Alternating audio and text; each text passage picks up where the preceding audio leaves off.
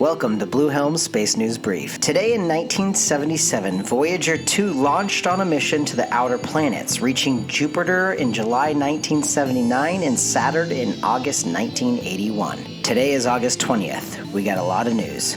Indian telecommunications giant Bharti Enterprises is asking India's Space Resource Organization, ISRO, to help develop user terminals for OneWeb and to collaborate on providing broadband across the Indian continent. Bharti Enterprises and the British government are buying OneWeb out of bankruptcy protection. The buyers pledged in July to each invest $500 million to revive OneWeb. Quote, "We have started to test a lot of ground in user terminals," unquote, Sunil Mittal, the chairman of Bharti, said. "It is here we would like to see the ISRO's hand and support in work to develop user terminals which cater to the needs of the Indian requirements," unquote. OneWeb is going to be the world's first LEO satellite constellation, flying about 648 satellites at 1,200 kilometers, covering every inch of the globe, unquote, Mittal said.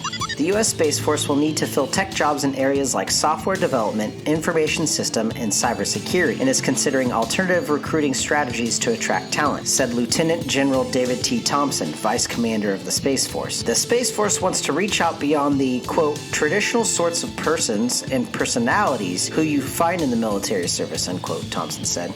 Small satellite rideshare organizer Spaceflight is preparing to launch a series of progressively upgraded Sherpa orbital transfer vehicles that will act as small sat deployers, space tugs, and platforms for hosted payloads. Spaceflight is one of several companies developing orbital transfer vehicles to speed satellites to their target destinations after launch. Startups Momentus, Firefly Aerospace, D-Orbit, and ExoTrail are also developing orbital transfer vehicles, which aim to fill the gap between dedicated small sat launchers and heavy lift rockets that carry small sats as secondary payloads.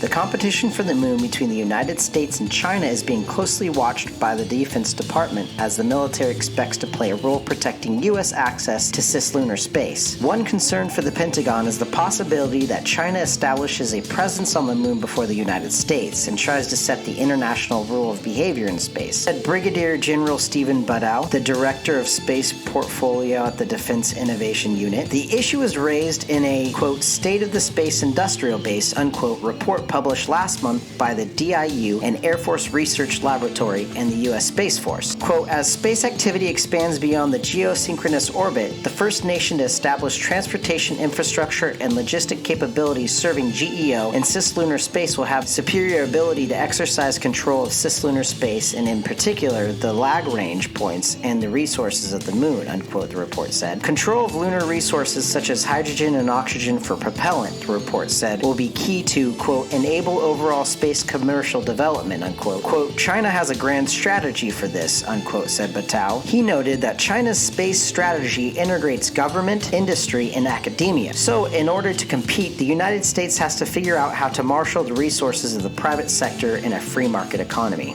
A Japanese company planning a series of lunar lander missions has raised $28 million. That will allow it to complete development of its first mission. Tokyo-based ispace announced today it raised a Series B round from a number of investors, led by Incubate Fund, a Japanese venture capital fund that has supported the company since its seed round. Another investor is Space Frontier Fund, a new space-focused venture fund established in May by several Japanese companies, including Toyota. iSpace's corporate partners also participated in the round. Takasago Thermal Engineering Company is developing a water electrolysis experiment that will fly on the future iSpace lander, while Mitsui Sumitomo Insurance Company is developing insurance products for commercial lunar projects. The company has now raised $125 million, including a Series A round in December 2017, now valued at $95 million.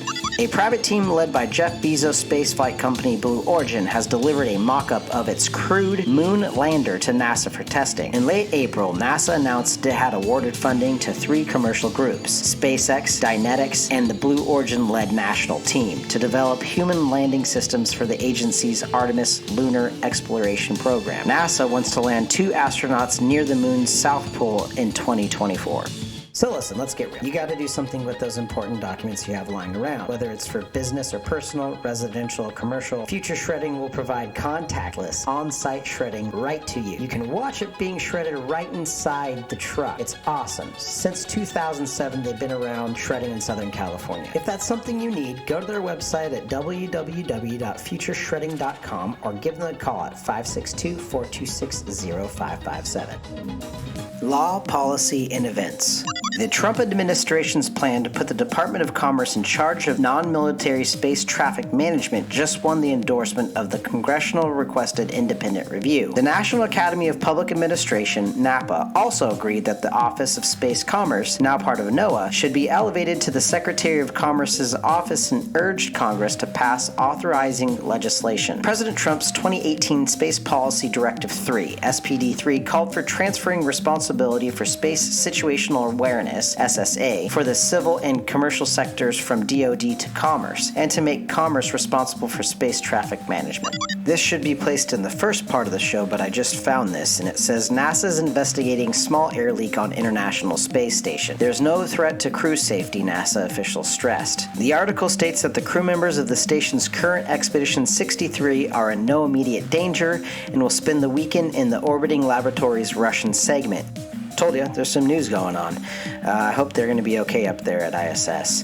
I have included a picture, a GIF or a GIF, in the show notes that will take you to the Twitter account of NOAA, and it's going to show you the wildfires from space here in California. It's pretty insane.